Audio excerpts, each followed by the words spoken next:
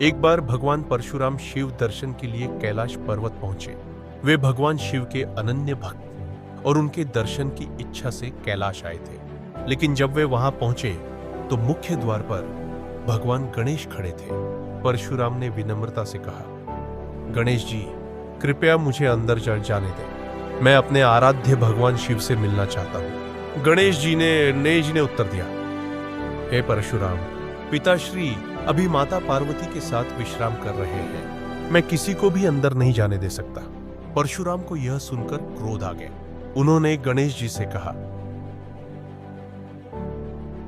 मैं भगवान शिव का शिष्य हूं। उनके दर्शन मेरे लिए अत्यंत आवश्यक है। तुम मुझे रोक नहीं सकते। लेकिन गणेश जी अपने कर्तव्य से विचलित नहीं हुए और उन्होंने परशुराम को द्वार पर ही रोक दिया। अब परशुराम अत्यंत क्रोधित हो गए और अपने परशु फर्श से गणेश जी पर प्रहार कर दिया। गणेश जी ने अपनी बुद्धिमत्ता से प्रहार को रोकने का प्रयास किया, लेकिन फरसा उनकी एक दाईं ओर की दांत को काट गया। इसी कारण से गणेश जी को एकदंत कहा जाने लगा।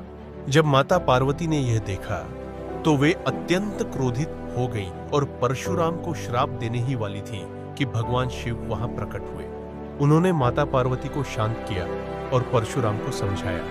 परशुराम ने अपनी गलती स्वीकार की और भगवान गणेश से क्षमा मांगी। भगवान गणेश ने उन्हें क्षमा कर दिया, लेकिन उन्होंने परशुराम से कहा, हे महर्षि, आपका परशु मुझे मेरे पिता शिव से प्राप्त हुआ है, इसलिए इसका प्रहार मेरे लिए भी सम्मान का प्रतीक है।